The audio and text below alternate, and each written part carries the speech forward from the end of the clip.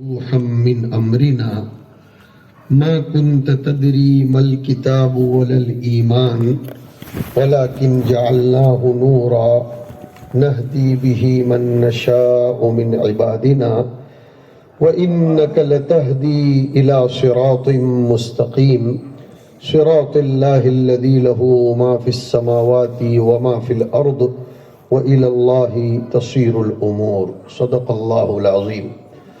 وقال النبي صلى الله تعالى عليه وآله وسلم من يرد الله به خيرا يفقهه في الدين. وقال عليه الصلاة والسلام إن الله تعالى ليرفع بهذا الكتاب أقواما ويضع به آخرين. اسٹیج پر رونق افروز حضرات علماء کرام، معزز ائمہ مساجد، موقر حفاظ کرام، بھائیوں، دوستوں اور بزرگوں، سب سے پہلے تو میں آپ سبھی حضرات کی خدمت میں مبارکباد اور نیک تمنائیں پیش کرتا ہوں کہ زندہ دل شہر بیڑ میں مزید لڑکیوں کی فکر کرتے ہوئے، خواتین کی فکر کرتے ہوئے ایک مدرسے کا، ایک دانشگاہ کا بنام گرامی قدر زوجہ رسول ام المومنین سیدہ ام سلمہ رضی اللہ تعالی عنہا کے آغاز یا سنگ بنیاد کی شکل میں اس کی پہلی اینٹ رکھنے کا منصوبہ بنایا جا رہا ہے. حق تعالی شانہ اس کو خوب اپنی بارگاہ میں مبارک و مسعود فرمائے، اس کی راہ میں آنے والی ہمہ جہتی ہمہ قسم رکاوٹوں کو دور فرمائے. میرے بھائیوں، حقیقت یہ ہے کہ پورے معاشرے کا دار و مدار عورت کی اصلاح پر ہے. عورت اگر بنی بنائی، دیندارانہ ذہن، خادمانہ ذہنیت، خوف و خشیت سے بھرپور ہو تو معاشرہ اسی سے پنپ جاتا ہے، بن جاتا ہے. بلکہ علماء نے لکھا ہے کہ معاشرے کی تشکیل ہی عورت سے ہوتی ہے. ایک مفسر نے تو لکھا ہے کہ معاشرہ عورت کے بغیر بنتا ہی نہیں. اس کی دلیل سورہ نساء کی آیت ہے کہ وَعَاشِرُوهُنَّ بِالْمَعْرُوفِ، اور عاشرو سے ہی معاشرہ نکلتا ہے یا معاشرے سے عاشرو نکلتا ہے. اسی لیے علماء مبصرین لکھتے ہیں کہ مرد پڑھا فرد پڑھا، عورت پڑھی سماج پڑھا. وہی معاشرے کا ترجمہ سماج ہے. اور اس مدرسے کو جس نام سے موسوم اور معنون کیا جا رہا ہے، ان کی اپنی ایک تاریخ ہے. بہت سے احباب سوچتے ہوں گے کہ یہ ام سلمہ رضی اللہ تعالی عنہا کون شخصیت ہے؟ سیدہ عائشہ کا نام تو کثرت سے سنتے ہیں، حضرت خدیجہ و حفصہ رضی اللہ تعالی عنہن کا نام تو کثرت سے سنتے ہیں، لیکن یہ ام سلمہ کون ہے؟ حضور اکرم صلی اللہ علیہ وسلم کی بیویوں اور ازواج مطہرات میں مستقل ایک امتیازی حیثیت رکھنے والی سیدہ ام سلمہ تھی. ان کے شوہر کا انتقال ہو گیا تھا. یہ سیکھنے کی باتیں ہیں جو سنا رہا ہوں، حالات سنانا مقصود نہیں ہے. یہ مدرسہ اس نام سے کیوں موسوم کیا جاتا ہے وہ اس کی حقیقت کی طرف اشارہ کرنا چاہ رہا ہوں کہ نام میں خود اصلاح معاشرے کا پیغام ہے. حضرت ام سلمہ کے شوہر جو پہلے تھے ابو سلمہ، ان کا انتقال ہو گیا. وہ بہت روتی تھی، سوگ مناتی تھی، حسرت اور افسوس کا اظہار کرتی تھی. تو حضور اکرم صلی اللہ علیہ وسلم نے انہیں ایک دعا سکھائی کہ تم ایک دعا کا معمول بناؤ کہ اللہ مجھ کو اپنے اس شوہر سے اچھا شوہر نصیب فرما. وہ تعجب کرتی تھی اس لیے کہ اصل شوہر سے اچھا شوہر مل جانا یہ کوئی آسان کام نہیں ہے. اولڈ از گولڈ، اور اصل وہ اصل ہے. لیکن حضور نے ان کو یہ دعا سکھا کر اشارہ فرمایا، اس لیے کہ حضرات مفتیان کرام تشریف فرما ہے. شریعت میں ایک مسئلہ ہے کہ عدت کے درمیان کسی عورت کو صراحتاً پیغام نہیں دیا جا سکتا، لیکن تعریضاً پیغام دے سکتے ہیں. وَلَا جُنَاحَ عَلَيْكُمْ فِيمَا عَرَّضْتُمْ بِهِ مِنْ خِطْبَةِ النِّسَاءِ أَوْ أَكْنَنْتُمْ فِي أَنفُسِكُمْ. حضرت ام سلمہ کی عدت پوری ہوئی. حضور نے انہیں پیغام بھیجا کہ میں اپنے نکاح میں تمہیں لانے کا پیغام دے رہا ہوں. کتنی صاف شفاف اور دل سے صحیح بات کرنے والی خاتون تھیں. فرمانے لگی اللہ کے رسول، میں شاید آپ کو اتنی وفاداری محبت شاید نہ دے سکوں، اس لیے کہ میرے پہلے شوہر کو میں بھلا نہیں پاؤں گی. دوسری بات کہ میرا بچہ ہے اور بچے کے ہوتے ہوئے میں آپ کے نکاح میں آؤں گی تو یا تو بچے کا حق ضائع ہوگا. روایت کا خلاصہ اور مفہوم ادا کر رہا ہوں میں، الفاظ نہیں ہے اس طرح کہ یا تو بچے کا حق ضائع ہوگا یا آپ کا حق ضائع ہوگا.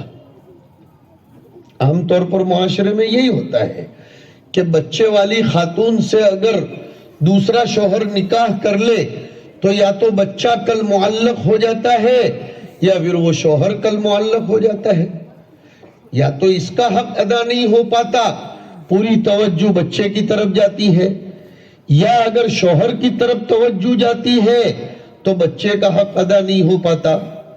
حضور اکرم صلی اللہ علیہ وسلم نے فرمایا میں دعا کرتا ہوں کہ تمہارا مکمل میلان میری طرف ہوگا، اور جہاں تک تمہارا یہ سوتیلا بچہ میرے لیے سوتیلا ہے میں اس کے ساتھ سوتیلا معاملہ نہیں کروں گا، بلکہ وہ تو میرے سگے بیٹے جیسا ہوگا. بلکہ بعض محدثین نے تو پتے کی بات لکھی ہے کہ حضور کے سگے بیٹوں کا انتقال کروا ہی دیا گیا تھا اس لیے تاکہ فطری طور پر اور بشری طور پر حضور کو سگے بیٹوں اور یہ سوتیلے بیٹے کے طرف اب کی نگاہ میں کوئی فرق ہونے نہ پائے. بہت سی تکوینی مصلحتیں تھیں، ان میں سے ایک مصلحت کچھ محدثین نے یہ بھی لکھی ہے. وہ اپنے بچے کو لے کر حضور کے نکاح میں تشریف لائیں. حضور اکرم صلی اللہ علیہ وسلم اس بچے کے ساتھ سگے بیٹے جیسا معاملہ فرماتے تھے. اپنے ساتھ ایک تھال میں کھانا کھانے کے لیے بٹھاتے تھے، ان کی پوری تربیت فرماتے تھے.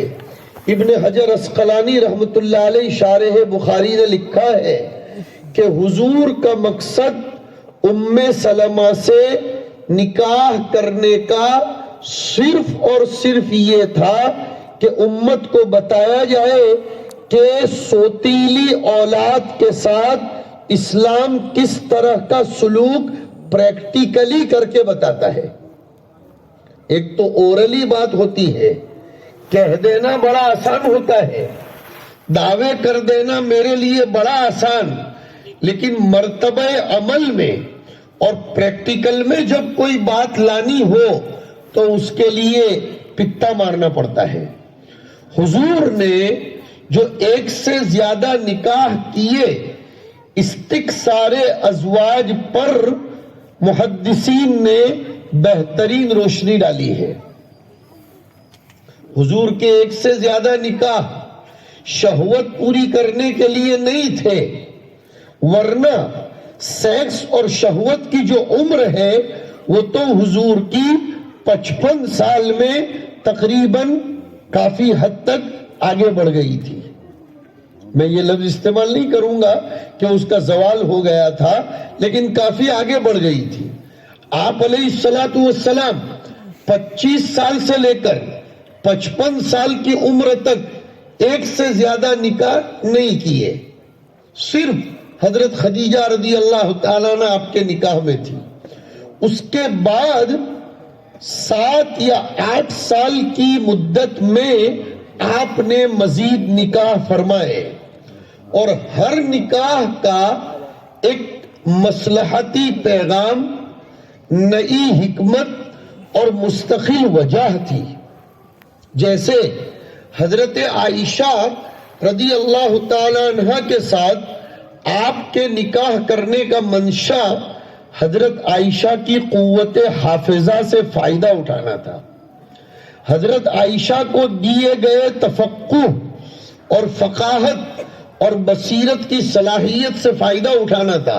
یہاں میں آپ کو ذرا لا کر اٹکانا چاہوں گا کہ حضور نے تو حضرت عائشہ سے نکاح فرما کر ان کی فقاہت سے فائدہ اٹھایا۔ اس سے ہم لوگوں کو ایک پیغام دیا کہ کبھی کبھی عورتوں میں اللہ کی طرف سے وہ صلاحیت ہوتی ہے جو مردوں میں بھی نہیں ہوتی۔ اس کی طرف توجہ دو، اس ہیرے کو تراشو، ان کے پیچھے محنت کرو۔ اور ابھی کھانا کھا رہا تھا اور میرے پاس مالیگاؤں کا ایک فون آیا۔ دیکھیے عورتیں تعلیم کے فیلڈ میں کتنی بڑھ رہی ہیں۔ مالیگاؤں سے ایک ہمارے دوست مولانا کا فون آیا کہ 10 فروری کے بعد کی کوئی بھی تاریخ تو ہم کو دے دے، ہمارے یہاں غیر اقامتی لڑکیوں کا مدرسہ چلتا ہے، اس میں 13 لڑکیاں قرات سبا کی تکمیل کر رہی ہیں اور 10 بچیاں حفظ مکمل کر رہی ہیں۔ 13 بچیاں قرات سبا کی تکمیل کر رہی ہے، کتنی بڑی بات ہے۔ بلکہ ہمارے استاذ امام الفن سید القراء قاری صدیق صاحب دامت برکاتہم ہمیں فرماتے تھے ابھی 1 مہینے پہلے کی نشست میں کہ امریکہ سے بہت سی لڑکیاں آن لائن حضرت کے پاس قرات عشرہ پڑھ رہی ہیں، اور حضرت نے تو ایک بات عجیب سنائی کہ میں نے جب ان کا آن لائن امتحان لیا تو میری 40 سالہ تدریسی زندگی میں کبھی لڑکوں نے اتنے شاندار جواب نہیں دیے جتنا وہ لڑکیاں جواب دے رہی تھی۔ یہ میں آپ کو بتلانا چاہتا ہوں کہ اللہ پاک نے لڑکیوں کے اندر پڑھنے کا ایک ذوق، ایک شوق بنایا ہے۔ آپ دیکھتے ہیں جب 10ویں 12ویں کے ریزلٹس آؤٹ ہوتے ہیں تو آپ اخبار میں پڑھیے لڑکیاں ہی آگے ہوں گی، لڑکوں کو موبائل سے ہی فرصت کہاں ہے، لڑکوں کو موٹر سائیکل سے فرصت کہاں ہے، لڑکوں کو پان کی ٹپڑیوں پر بیٹھنے سے فرصت کہاں ہے، معاف کیجئے مجھ کو، لڑکوں کو پان کی پچکاری مارنے سے اور چائے پینے سے فرصت کہاں ہے۔ الحمدللہ لڑکیوں میں اس وقت ایک دور چل رہا ہے، تعلیم کی طرف کا رجحان ہے۔ مسند احمد کی روایت ہے، جناب نبی اکرم صلی اللہ علیہ وسلم فرماتے ہیں کہ اللہ کی طرف سے کبھی کبھی کچھ لہریں چلتی ہیں، لہریں چلتی ہیں، ویوز، ان لہروں سے فائدہ اٹھا لیا کرو۔ مبارک ہو بھیڑ والوں آپ کو کہ آپ اس لہر سے فائدہ اٹھانے کے لیے ایک نوجوان نوخیز مفتی کے ہاتھ میں اتنا بڑا اختیار دے کر ماشاءاللہ یہاں اتنی بڑی زمین میں ایک مدرسے کی سنگ بنیاد کرنے کے لیے جا رہے ہو، بہت مبارک ہو۔ یہ دور ہے لڑکیوں کے پیچھے محنت کر لینے کا، اور آنے والا ہندوستان کا مستقبل یہ عورتوں کی اصلاح میں ہی اس کا راز مضمر ہے۔ اگر امت کو، اگر یہ قوم امت کو اچھی مائیں دے دیں گی اور صاف ستھرا ذہن رکھنے والی مائیں اور بیٹیاں دے دے گی، انشاءاللہ اس قوم اور امت کا کوئی بگاڑ نہیں کر سکتا، اس لیے کہ حق تعالی شانہ نے عورت کے ہاتھ میں کنٹرول دیا ہے۔ وہ چاہے سماج کا فساد کر سکتی ہے، چاہے سماج کی اصلاح کر سکتی ہے، اور اصلاح کی بنیاد یہ تعلیم پر ہے، قرآن شریف پر ہے، اس لیے کہ قرآن شریف روح ہے، روح۔ میں نے جو آیت پڑھی تھی اس کی طرف میں آ گیا۔ انسانی بدن کا قیام یہ جسم پر نہیں ہے، روح پر ہے، آپ سب جانتے ہیں۔ مجھے جواب دو، جب آدمی مر جاتا ہے تو اس کا جسم باقی رہتا ہے یا ختم ہو جاتا ہے؟ مرا ہوا آدمی، موت کس کو کہتے ہیں؟ جسم کے ختم ہو جانے یا کٹ ہو جانے کو، یا روح کے نکل جانے کو؟ جواب دو۔ روح کے نکل جانے کو۔ روح نکلنے کے بعد جسم تو باقی رہتا ہے۔ ارے غسل جنازہ کس کو دیا جاتا ہے؟ بولو، جسم کو۔ کفن کس کو پہنایا جاتا ہے؟ جسم کو۔ نماز جنازہ کس کی پڑھائی جاتی ہے؟ جسم کو۔ دفن کس کو کیا جاتا ہے؟ جسم کو۔ تو پھر اس کو مردہ کیوں کہا گیا؟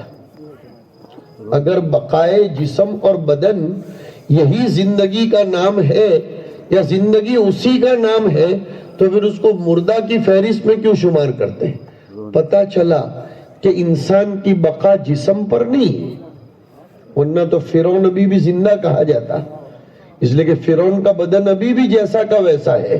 قرآن کریم کہتا ہے فَالْيَوْمَ نُنَجِّيكَ بِبَدَنِكَ لِتَكُونَ لِمَنْ خَلْفَكَ آیَةً، آج ہم تجھ کو تیرے بدن کے ساتھ چھوڑ دیتے ہیں تاکہ تو بعد میں آنے والوں کے لیے نشان قدرت اور نمونہ قدرت بن جائے۔ جسم تو ہے۔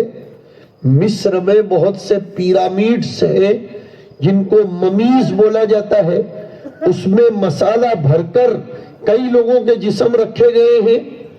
اور بھی میوزیم میں آپ نے دیکھا ہوگا کہ میوزیموں کے اندر بہت سے لوگوں کے جسموں اور کھوپڑیوں میں مسالے بھر بھر کر ان کو رکھا گیا ہے۔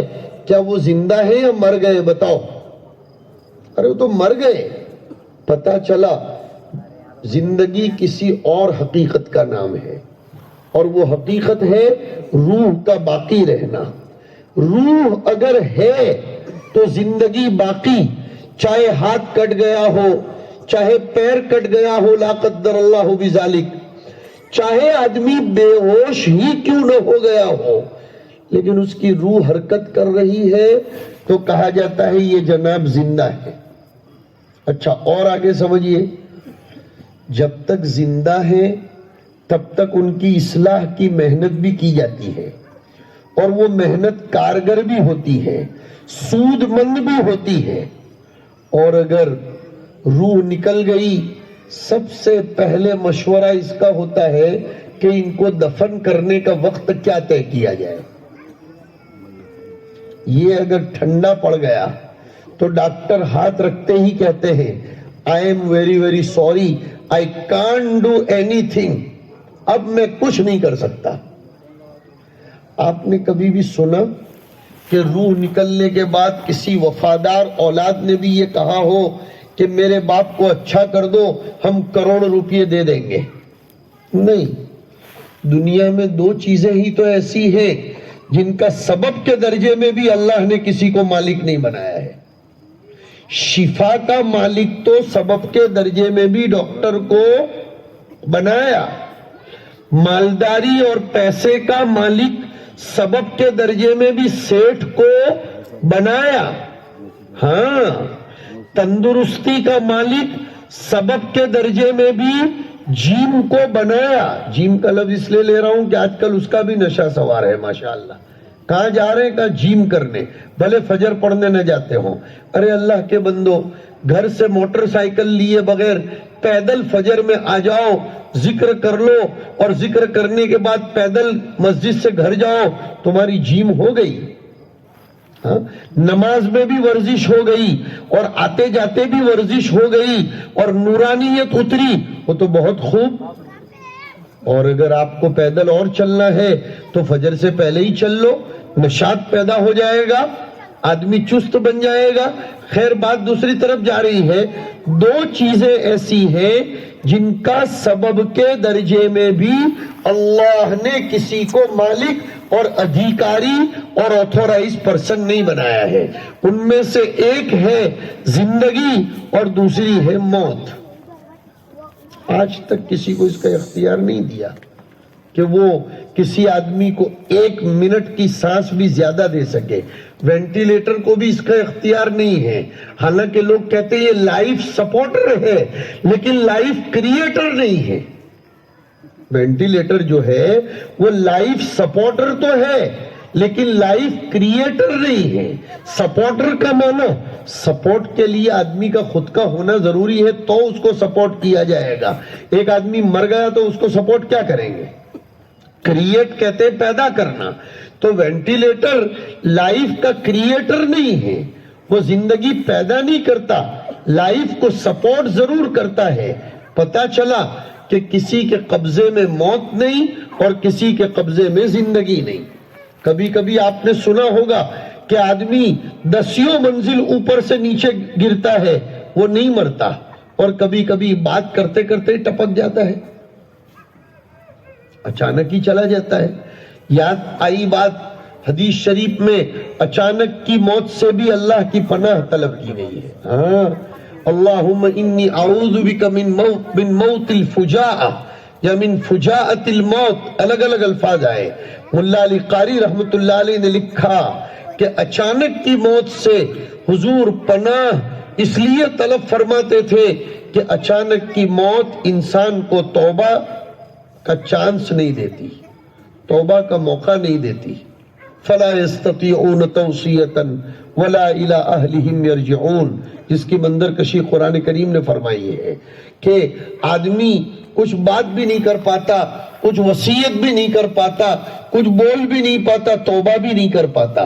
اور ہمارے اس دور میں اچانک اموات بکثرت ہو رہی ہے.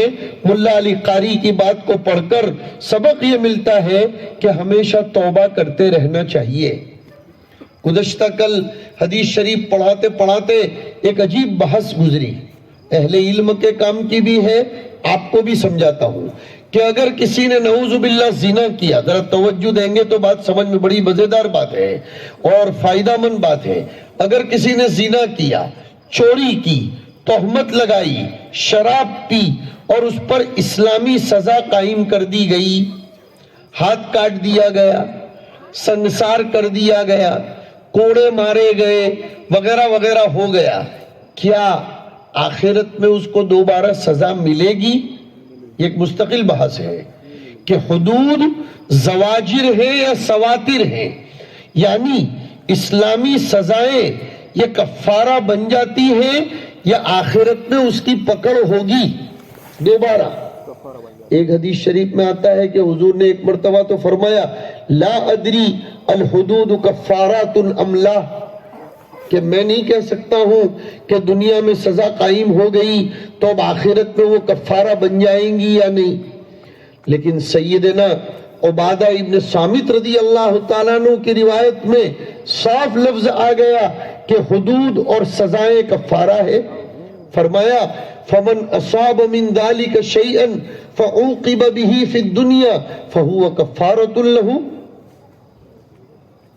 میں نے دیکھا بعض محدثین نے میرے اور آپ کے لیے ایک عمل کی چیز بتائی، اس لیے میں نے یہ بحث چھیڑی ہے، ورنہ یہ بحث خالص درسی بحث ہے. لیکن آگے کی جو بات ہے وہ سنانے کے لیے میں نے یہ بات چھیڑی. بعض محدثین لکھتے ہیں کہ دنیا میں اگر کسی گناہ کی سزا قائم کر بھی دی گئی لیکن آدمی نے اللہ سے اس کی توبہ نہ کی ہو تو آخرت میں اس کی سزا ملے گی. سزا اس گناہ کے کرنے پر نہیں ملے گی. گناہ کی سزا تو دنیا میں مل گئی، توبہ نہ کرنے پر سزا ملے گی. توبہ نہ کرنے پر. اور استدلال کتنا شاندار کیا کہ توبہ نہ کرنا مستقل ایک گناہ ہے. شاندار استدلال کیا، وَمَن لَّمْ يَتُبْ فَأُولَٰئِكَ هُمُ الظَّالِمُونَ، کہ جو توبہ نہیں کرتا ایسا آدمی ظالم ہے. پتہ یہ چلا کہ دنیا میں چاہے سزا مل جائے لیکن انابت اللہ اور توبہ کی حقیقت کیا ہے؟ ندامت. ہاں، عبداللہ ابن مسعود رضی اللہ تعالیٰ عنہ فرماتے ہیں الندم توبۃ. بہت پتے کی بات ہے. آدمی کو اس کا استاذ کتنی پٹائی کر لے، ماں باپ کتنا پیٹ دے، کوئی کتنا سخت سست کہہ دے، لیکن دل میں اگر ندامت اور شرمندگی نہ آئی ہو تو سمجھ لو کہ اس کی آخرت میں پکڑ ہوگی. اس لیے کہ توبہ نام ہی ندامت کا ہے، بالفاظ دیگر احساس کا نام توبہ ہے. احساس. میرے ایک استاذ تھے، غالباً حضرت مفتی صاحب نے بھی ان کی زیارت کی ہو، اس لیے کہ میری فراغت کے بعد وہ تھے اور میں مدینہ منورہ میں پڑھتا تھا جب ان کا انتقال ہوا. حضرت قاری انیس صاحب رحمت اللہ تعالی علیہ، حضرت قاری صدیق صاحب کے بھی استاد، زبردست ماہر فن تھے. بلا مبالغہ ایک دن میں 10,000 مرتبہ درود شریف پڑھتے تھے تدریسی مصروفیات کے ساتھ. اور زندگی میں کبھی بھی پریس والے کپڑے نہیں پہنے. پریس والے مغلوب الحال تھے. میں نہیں کہتا ہوں کہ وہ مطبوع العمل تھے، لیکن مغلوب الحال تھے. میں نے ایک مرتبہ پوچھ لیا حضرت پریس کیوں نہیں کرتے آپ کپڑوں کی؟ کہا میں اپنے رب سے امید رکھتا ہوں کہ میرے کپڑوں کو الیکٹرک کی آگ سے بچائے تو میرے جسم کو بھی قیامت میں جہنم کی آگ سے بچائے. مغلوب الحال تھے بہت. اور کسی کافر کے ہاتھ کا بنا ہوا کھانا بھی نہیں کھاتے تھے. مدرسے میں اس زمانے میں کچھ غیر مسلم خواتین روٹیاں بنانے آیا کرتی تھی، حضرت کبھی نہیں کھاتے تھے. فرماتے تھے بھئی کسی مسلمان کے گھر سے مجھے منگوا کر کھلاؤ، اس لیے کہ مجھے تو ان روٹیوں میں بھی ظلمت کی بو آ رہی ہے. عجیب عجیب صاحب دل تھے. وہ یہ فرماتے تھے جو میں نے جو سنانا ہے، سبق میں بارہا ہم نے سنا. خطا صادر ہو جانا، گناہ ہو جانا، غلطی ہو جانا اتنے بڑے عیب کی بات نہیں ہے، لیکن احساس اور ندامت نہ ہونا یہ بہت بڑے عیب کی بات ہے. اور فرق سمجھاتے تھے. دیکھو کہ جنت میں حضرت آدم علیہ السلام سے بھی چاہے اجتہادی لیکن غلطی ہوئی، اور ابلیس نے بھی بھول کی، ابلیس نے سجدہ نہیں کیا. حضرت آدم علیہ السلام نے وہ گندم کا دانہ کھا لیا، غلطی دونوں سے ہوئی. اللہ نے جن کاموں کے کرنے کے لیے کہا تھا ابلیس نے وہ نہیں کیا، اور ان کو جس کام سے روکا تھا وہ کر لیا. لیکن سنو بہت پتے کی بات ہے، حضرت آدم کی خطا بن گئی ان کے حق میں سبب عطا. حضرت آدم کی خطا ان کے حق میں بن گئی سبب عطا. کیوں؟ ان کو احساس ہوا. انہوں نے کسی پر نہیں ڈالا. مجھے معاف کریں، ہم لوگ حکومتوں پر ڈال رہے ہیں کہ RSS کی وجہ سے ایسا ہو رہا ہے، بجرنگ دل کی وجہ سے. نہیں. ایک حقیقت سے پردہ اٹھانا چاہوں گا آج. حضرت آدم کے پاس غلطی کس نے کروائی تھی؟ ایمانداری سے بولو. شیطان نے کروائی تھی نا. فوسوس لہما الشیطان، قسمیں کھائی تھی. لیکن پھر بھی غور سے بات سنو، بہت پتے کی بات ہے یہ. حضرت آدم نے پھر بھی دنیا میں تشریف لانے کے بعد اس غلطی کی نسبت خود اپنی طرف کر لی اور فرمایا ربنا ظلمنا انفسنا. ایسا نہیں فرمایا کہ ربنا ظلمنا الشیطان. نہیں. اپنے اوپر لے لیا، اپنے اوپر کہ ظلمنا انفسنا. پتہ یہ چلا کہ آدمی کو زندگی میں کوئی بھی غلطی ہو جائے تو اس کا احساس ہونا چاہیے. ہم ہندوستانی مسلمانوں نے درمیان کے ابھی کے 25-30 سال، اور ذرا انصاف کی نظر سے دیکھو تو پیچھے کے کچھ سال بہت زیادہ غلطیاں کی ہیں، کوتاہیاں کی ہیں.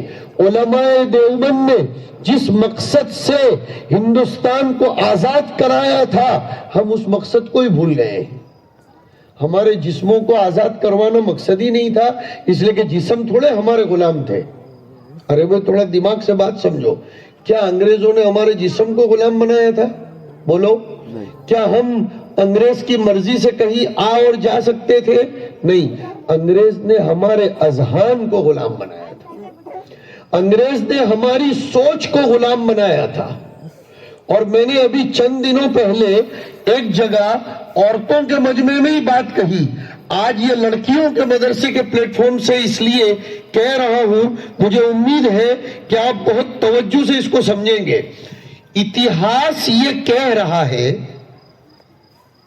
اتہاس کہہ رہا ہے کہ ایسٹ انڈیا کمپنی کے نام سے انگریز نے کلکتہ میں جو پہلی کمپنی ڈالی وہ تجارت کے لیے ڈالی تھی. یعنی انگریز ہندوستان کو سونے کی چڑیا سمجھ کر ٹریڈنگ، بزنس اور تجارت کے لیے آیا تھا. لیکن مجھے اس پر ایک سوال ہے کہ اگر انگریز ہندوستان پر حملہ کر رہا تھا اور وہ ہندوستان کو غلامی میں لے ہوئے تھا، اگر تجارت کی وجہ سے ہی ہوتا تو ہمارے اکابرین تجارت کا توڑ تجارت سے کرتے اور ہندوستانی شہر واسیوں اور دیش واسیوں کے پاس بڑی بڑی کمپنیاں قائم کرواتے. لیکن نہیں.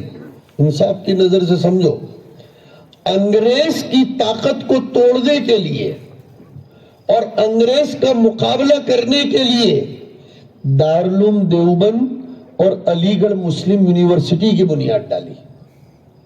یہ حقیقت ہمیں کچھ اور سمجھا رہی ہے کہ غلامانہ ذہنیت سے چھٹکارا پانے کے لیے علم دین کا ہونا بہت زیادہ ضروری ہے.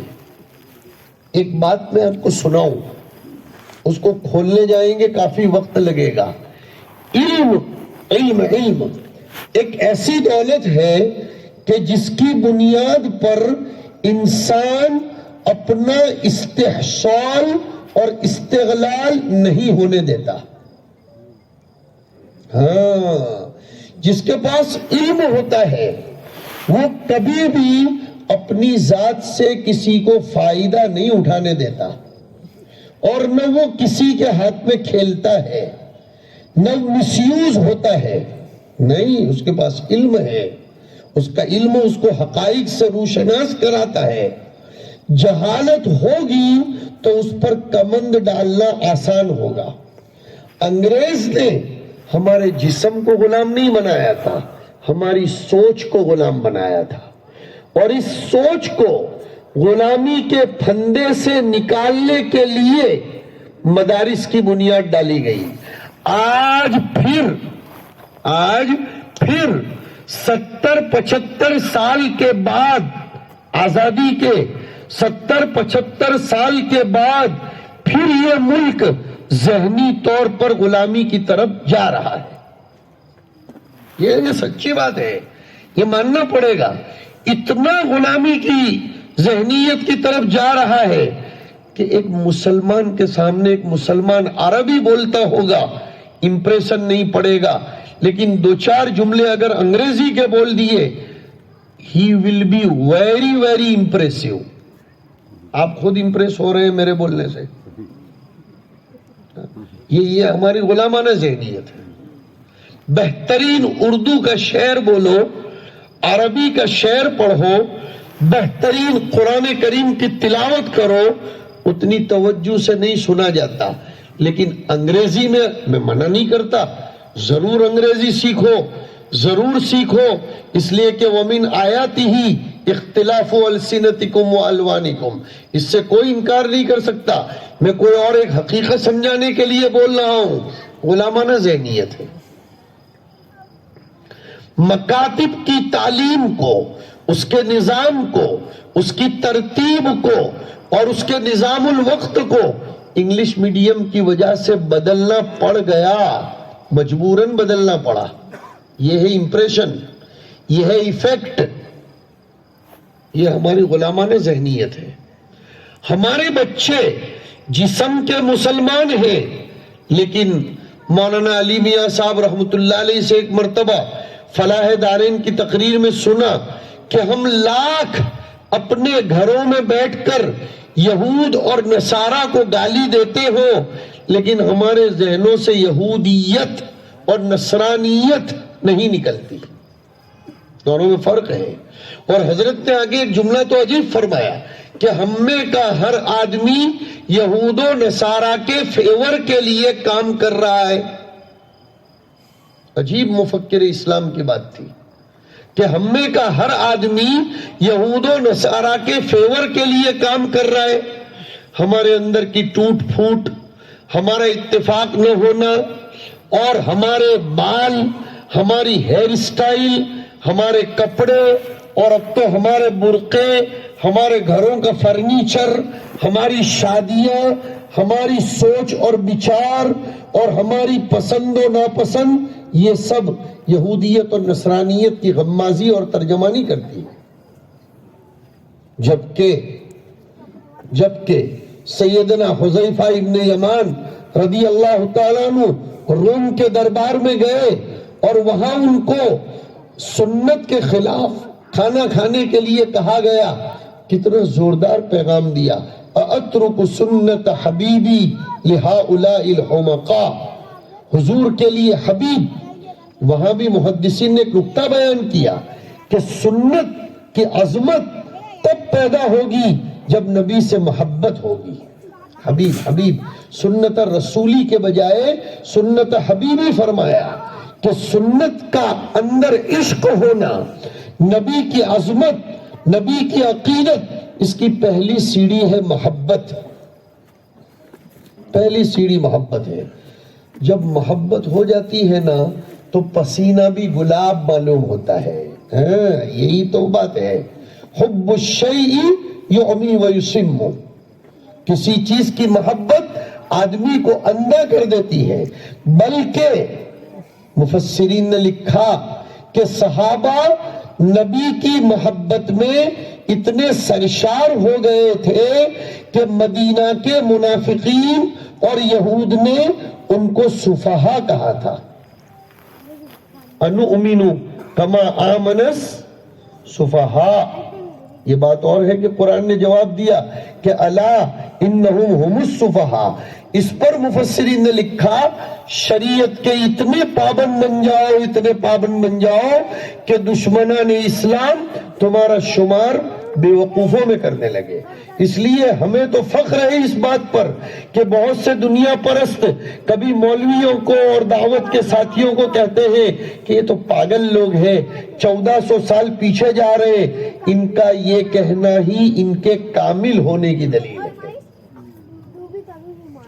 اذا اتتک مذمتی من ناقص فہی الشہادۃ لی بانی کامل، اذا اتتک مذمتی من ناقص فہی الشہادۃ لی بانی کامل، کہ جب تیرے پاس میری مذمت کوئی ناقص آدمی کرنے آ جائے تو یقین کر لے کہ وہ میرے کمال کی گواہی دے رہا ہے۔ اس لیے کہ صاحب فضل کے فضل کا اعتراف کرنا یہ صاحب فضل کا کام ہوتا ہے، صاحب نقص کا کام نہیں ہوتا۔ میں عرض کر رہا تھا کہ اگر روح باقی ہے تو اصلاح کی کوششیں بھی کارگر ہوں گی، اور روح نکل جانے کے بعد کوئی محنت نہیں کی جاتی، کوئی بچانے کی فکر نہیں کی جاتی۔ آئیے میں سمجھاؤں، اس دنیا کی روح قرآن کریم ہے۔ میں نے آیت پڑھی شروع میں، وَكَذَلِكَ أَوْحَيْنَا إِلَيْكَ روحا من امرنا، نفخنا روحن نہیں ہے، اوحینا ہے. پتا چلا کہ یہاں قرآن شریف مراد ہے، اس لیے کہ روح بدنی کا ایحا نہیں ہوتا، اس کا نفخ ہوتا ہے، اس کو پھونکا جاتا ہے. اس لیے کہ ایک جگہ آیا فنفخنا فیہ من روحنا، لیکن یہاں ہے اوحینا الیک روحا من امرنا. گویا قرآن کریم نے اپنے آپ کو روح سے تعبیر فرمایا. اور عجیب سی بات ہے، قرآن کریم کو لے کر آنے والے فرشتے کا نام بھی روح ہے. وَإِنَّهُ لَتَنزِيلُ رَبِّ الْعَالَمِينَ نَزَلَ بِهِ روح الامین علی قلبک. اور روح علی قلبک، اس پر بھی مفسرین نے لکھا کہ روح کا جوڑ بدن سے اتنا نہیں ہوتا جتنا قلب سے ہوتا ہے، اسی لیے قلب کی دھڑکن کے بند ہونے کا نام موت ہے، اور وہیں سے روح نکل جاتی ہے. اس لیے روح امین نے جو روح ڈالی وہ قلب پر ڈالی، بدن پر نہیں ڈالی. یہ مستقل ایک علمی معمہ ہے، وہ درس کی زبان ہے، لیکن آپ کو کہہ یہ رہا ہوں کہ حضرت جبرائیل علیہ السلام نے قرآن کریم قلب پر ڈالا، اور جبرائیل کا نام روح تھا. اب دیکھو اتنی بات تو سمجھ میں آ گئی کہ اس پوری دنیا کا یہ ڈھانچہ ہے جو ہمیں نظر آ رہا ہے، لیکن اس کی روح قرآن کریم ہے. یہ قرآن اگر دنیا سے نکل گیا تو دنیا کی موت. یہی تو اس حدیث شریف کا مطلب ہے کہ لا تقوم الساعة حتى يقال في الارض اللہ، کہ جب تک روح زمین پر اللہ کہنے والا ہوگا قیامت قائم نہیں ہو سکتی ہے. روح نکل گئی، قرآن زندگیوں سے نکل گیا، معاملہ ختم ہو گیا. اور میں نے ابھی سمجھایا کہ روح نکلنے کے بعد کتنی بھی کوشش کی جائے اصلاح نہیں ہو سکتی. ابھی ہم لوگوں کو اصلاح کی محنت کرنی ہے، فکر کرنی ہے، دوبارہ حیات نو اور نشأت ثانیہ کرنا ہے. یہ تبھی ہوگا جب روح موجود رہے گی، قرآن کریم پر محنت کی جائے گی. اور میں نے شروع میں کہا کہ یہ محنت عورتوں پر کرنا، لڑکیوں پر کرنا اس زمانے کی بنیادی ضرورت بن گیا ہے. بلکہ میں تو شہر کے ذمہ داروں سے اپنا ایک درد دل یہ بھی کہتا چلوں کہ ٹھیک ہے یہاں تو غیر شادی شدہ لڑکیاں پڑھنے آئیں گی، لیکن اب ایک دور وہ آ گیا ہے، زمانے کی ضرورت ہے کہ ہر 2-3 محلے کے بیچ میں کوئی ایک کرائے کا مکان لے کر یا کسی صاحب خیر کے مکان کے ہال میں شادی شدہ اور بڑی عمر کی لڑکیوں کے لیے بھی دینی تعلیم کا نظم و نسق کیا جائے. عام طور پر یہ ہوتا ہے کہ بچی مکتب میں سے نکل گئی، مدرسے سے نکل کر گھر چلی گئی، پھر اس کا دین کے ساتھ کوئی کنیکشن نہیں رہتا.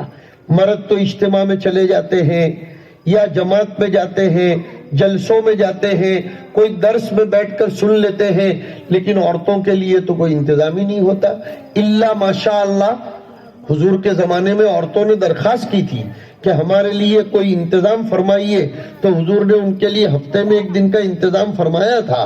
لیکن اب زمانہ آ پڑا ہے کہ بڑی عمر کی عورتوں میں بھی تعلیم کی فکر کرنا، ان کو تعلیم کے زیور سے آراستہ کرنا، تصحیح عقائد اور تصحیح قرآن کریم اور تبیین مسائل، اس کی ضرورت پہلے سے زیادہ بڑھ گئی ہے.